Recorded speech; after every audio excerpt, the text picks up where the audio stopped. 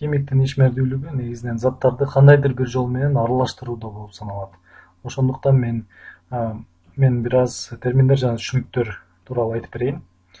Ошолорду тааныштырууга келди деп ойлойм. Бул терминди жазалы.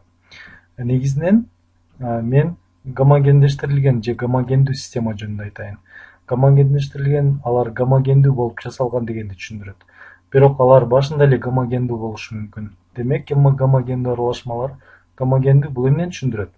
Бул бир тектүү же бүтүн аралашманын өзүндө күчтүү айырма жок дегенди түшүндүрөт. Мунун ачык мисал гомогендештирилген сүт боло алат. Келе жазабыз гомогендештирилген сүт. Силерге өзүңөр уйду же эчкини сагаганга мүмкүнчүлүк болгонун билбейм, бирок эгер силер аны жасаган болсоңор, май сүттүн майы, каймагы жана сүтсүз майды тез эле байкамаксыңар. Демек, эгер бул жаңы эле алынган сүт болсо, силерде бул жерде майдын катмары пайда болот, а бул жерде суугураак болот. Гомогендештирилген сүттө бул майдын баары сүттүн бардык көлөмү боюнча бирдей таралган.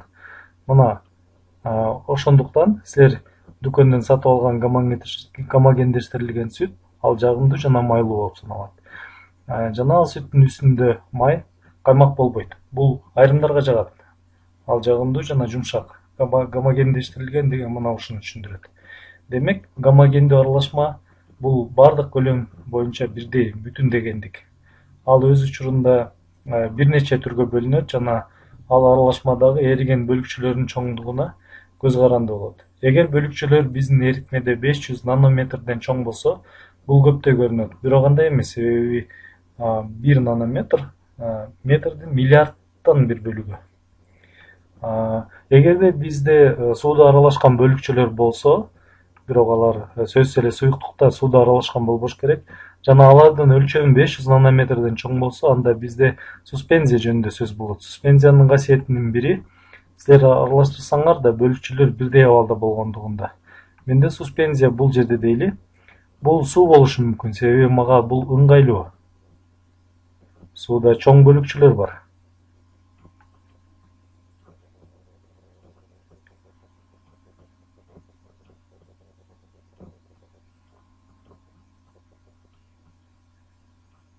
Алар кандайдыр бир убакытка чейин сууда болушат, бирок аягында идиштин түбүнө чөгүшөт. Алар үстүнө да калкып чыга алышат. Алар оордугуна сүзүп жүргөндүгүнө жараша же үстүнө чыгышы же түбүнө түшөт. Аларды суспензия абалына келтириш үчүн бутылканы чайкаш керек. Мен эки мисал келтирем. Биринчи бул сыр, боек. Силер дубалды сыр даярдын алдында банканы жакшы чайкаганыңарда ишенимдүү болушуңар керек. Андай болбогондо силер текше эме сырдаган болосуңар. Экинчи мисал мага көбүрөөк жагат. Бул шоколаддуу сүт. Келе жазабыз шоколад сүт деп. Силер аны аралаштырганда эң жакшы көрүнөт. Ал гомогендүү чынбы? Ал эң жакшы. Бул жерде сүт бар. Бул жерде сүтүм бар. Силер аны башында аралаштырганда анда кичинекей шоколаддын бүртүктөрү болот. Мен аны жасап жатканда шоколад ушундай. Эгер силер аны узак убакытка коюп койсоңор, аягында бардык шоколад стакандын түбүнө чогулат. Муну мындай тартып коелу. Анын ар түрдүү бөлүктөргө бөлүнөт. Мен кан түбүнө чогулганда ал майда бүтүкчөлөр үстүндө болуп калганын көрөм. Бирок анын мааниси аралашма бөлүнгөнүндө. Себеби сырдагы жана шоколаддагы сүттүн бөлүкчөлөрүнүн өлчөмү 500 нанометрден чоң болгондугунда. Эгер силер 2ден 500 нанометрге чейинки диапазонду алсаңар, анда биз коллоид жөнүндө түшүнүк алабыз. Бул түшүнүктү мен 7-класстан баштап билем. Силер табият таануу сабагында үйрөнгүңөр болуш керек деп ойлойм. Биз досум экөөбүз бул сөз кандайдыр бир ичеги карын ооруларын түшүндүрө турган сөз го деп эсептегенбиз. Бирок бул ичеги карын оорусу эмес. Бул гомогендүү аралашманын түрү. Бул гомогендүү аралашма, анын бөлүкчөлөрү ушунча кичине, ошондуктан алар тунбаган абалда калат. Муну туруктуу суспензия же жакшыртылган суспензия деп атаса болот. Эми мындай молекулалар, келе муну мен аралашма деп элестетели. Бул суу болсун. Бирок сөзсүз деле эмес. Бул аба же башка нерсе болушу мүмкүн. Молекулалар ушунча кичине, ошондуктан тең салмактуу абалда болушат. Буга белгилүү бир күчтөр таасир этет. Бөлүкчөлөрдүн арасындагы күчтөр жана молекулалар аралык күчтөр көбүрөөк маанилүү. Бул күчтөр бөлүкчөлөрдүн эритмеден бир багыттан чыгуу мүмкүнчүлүгүн күчөтөт. Мындай коллоиддин мисалы болуп жел О желе боло алат. Жел О бул сода маркасы, желатин бул коллоид. Желатиндин молекулалары бир калыпта абалда болушат. Желатин порошогдон суу кошсо, суу дагы ошондой эле абалда болот. Жана силер аны муздаткычка көпкө калтырып койсоңор да ал чөкмө пайда кылбайт. Башка мисал туман. Туман. Силерде аба аралашмасында суунун молекулалары бар. Андан кийин түтүн. Кадимки эле түтүн. Туман жана түтүн бул аэрозолдун мисалы. Абада суюктук болсо, бул аэрозоль. Эгерде абада катуу бөлүкчөлөр болсо, бул аэрозоль. Абада калкып жүргөн майда кара бөлүкчөлөр бул түтүн. Жана алар абадан эч качан кетпейт. Алар ал жакта дайыма болуш үчүн жетишерлик кичине көлөмдө болот. Эгер силер 2 нанометрден кичине өлчөмдү алсаңар, анда мен гомогендештирилген сүттөн айрылам. Эң жакшы улантабыз. Эгер силер 2 нанометрден кичине бөлүкчөнү алсаңар, башка түстөгү ручка алыш керек. Эгер бөлүкчөнүн өлчөмү 2 нанометрден кичине болсо, анда силерге эритме болот. Бул абдан кызыктуу. Биз булар менен күндө кезигебиз. Абдан маанилүү нерсе. Өзүңдү ар кандай суроолор менен алаксытсаң болот. Мисалы, кандайдыр бир аралашма суспензия боло алабы? Биринчи аралашма гомогендүү болоруна көңүл буруш керек. Андан кийин ал суспензия экенин аныкташ керек. Ал өз калыбын жоготобу, аны чайкоо керекпи? Деген аны билиш керек. Ал коллоидпи? Коюу абалында калабы? Желе, туман, түтүн абалында аларда эч кандай өзгөрүү болбойбу? Же бул эритмеби? Эритме химияда өтө маанилүү болуш керек. Адамдар коллоиддер, суспензиялар жөнүндө сүйлөсө да, химиядагы биз айткандардын 99% эритмелерге таандык. Көпчүлүк учурда бул суу эритмелери. Башкача айтканда, эриткичи суу. Кээде силер төмөнкүнү көрө аласыңар. Кандайдыр бир X бирикмеси реакциядагы жана анын артынан эритмеде деп жазылат. Бул X заты сууда эритилгендигин билдирет. Башкача айтканда, эриткичи суу болот. Эриген зат. Келгиле бул терминди бул жерге жазайын. Эриген зат. Бул каалаган зат болушу мүмкүн. Жана аз санда эриген жакшы. Муну жаздык. Эми эриткичке көрөбүз. Өтөлү. Эриткич деп жазалы. Ал суу же башка зат болушу мүмкүн, жана көп санда. Башкача айтканда, бул субстанция, ал эрүү, ишке ашырылган айлана болот. Жакшы, эми мисал келтирели. Бул натрий хлориддин суудагы эритмеси болсун. Эми жазалы. Бул ал зат сууда дегенди билдирет. Натрий менен хлордук бөлүкчөлөрдү дисперсияланат. Натрий оң зарядда болот. Хлор терс, себеби ал натрийдин атомунан электронду алган. Бирок силер аны сууга салдыңар. Суу кычкылтек менен суутектен турарын эсиңерге салабыз. Мен бул жөнүндө көп айткам. Кычкылтек жана суутек. Мына бул жерде аяк жагында оң зарядка ээ, бул жерде терс. Натрийдин оң иону хлордон бөлүнүп, суунун кычкылтек жагын көздөй тартылат. Андан кийин терс зарядталган хлор иону суунун суутек жагына тартылат. Бул ага эригенде жардам берет. Бул иондор бирдей зарядка ээ.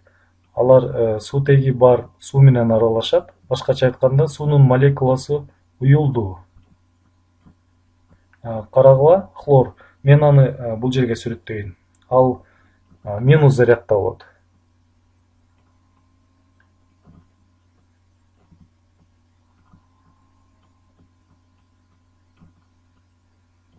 Жакшы. Бул түшүнүү үчүн бирден бир маанилүү нерсе. Силер 2 нанометр бул аз эмес экендиги жөнүндө түшүнүп аласыңар. Бул көп сандагы атомдору бар молекулаларга мүмкүндүк берет. Мисалга, эң чоң атомдун болгон цезийди алсак, мында да чоң атомду кезиктирсеңер да, мындан да ирилери деле бар. Анын өлчөмү 2,16 ангстремге ангстрем. Ангстрем бул нанометрдин 10-1 бөлү, башкача айтканда 0,126 нанометр. Мисалы, силерге эритмени коллоидке айландыра турган молекула керек болду. Мында 3 өлчөмдө ой жүгүртүү керек. 3 өлчөмдө силер цезийдин көп атомдорун 2 нанометр диаметрлүү өлчөмгө батыра алат элеңер. Цезий мындай жол менен байланыша албайт, бирок мен силерде мындай молекулада 20-дан 30га чейин атомдор болор жөнүндө түшүнүк болду го деп ойлойм. Эгер силерде суутек сыяктуу абдан кичине атомдор болсо да көбүрөөк эмес болуш керек. Кийинки суроо, бул нерсени кантип өлчөө керек? Концентрацияны өлчөөнүн көп түрдүү жолдору бар. Биз алардын бирин колдонгонбуз. Ал мольдук үлүштү берет. Мольдук үлүш. Бул эриген заттын мольдук санын бардык эритменин мольдук санына бөлгөнгө барабар.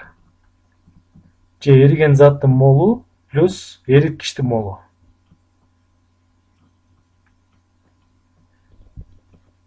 Биз муну парциалдык басымга маселе чыгарууда колдонобуз. Себеби парциалдык басымды аныкташ үчүн кандайдыр бир газдын жалпы массасын, андан кийин аралашмадагы кычкылтектин мольдук үлүшү жөнүндө айткансыңар. Андан кийин силер муну парциалдык басымга көбөйтүп, мольдук көлөмдү аласыңар. Химияда төмөнкү терминдер дайыма колдонулат. Бул сөздөр абдан окшош, адаштырыш да мүмкүн. Малярдуулук, маралдуулук менен алмаштырууга керек. Бир күнү бул темага видео сабак түзөм, качан малялдуулукту ошону чечкенде. Карагыла, алмаштырбагыла. Малярдуулук. Малярдуулук бул туура сөздөй угулат, себеби ал маралдуулук дегенге абдан окшош. Жана анда малярдык деген сөздүн уңгусу бар. Мен үчүн ал малялдуу дегенге караганда түшүнүктүүрөөк. Бирок малярдуулук менен түшүнгөнүмдө өлчөөнүн жакшы деле бирдик эмес. Себеби бул сан эриген заттын молунун, силер бир нерсеге эриткен заттын мольдук санын эритменин литрине бөлгөнгө барабар. Мага эмнеге малярдуулук жакпаганын себеби, менин көз карашымда малялдуулук көбүрөөк пайдалуу экенин көрөсүңөр. Мага мунун жакпаганын себеби, мындай эритменин литринин саны туруктуу эмес, ал өзгөрөт туурабы? Биз бул суроолорду үйрөнгөнбүз. Силер билесиңер, PV барабар nRT. Өлчөө бирдиги литр болгон көлөм басымдын жана температуранын өзгөрүшү менен алмашышы мүмкүн. Ошол эле эритме үчүн басым жакка температуранын өзгөрүшү менен малярдуулук да өзгөрөт. Эгер силер эритмени Денвер деп атасаңар, андан кийин ошону эле өлүм өрөөнүндө алсаңар, бул эритменин малярдуулугу ар түрдүү болот. Мага бул концентрациянын өлчөмү үчүн ыңгайсыз. Малярдуулук бир жагынан бул эритменин заттын молу.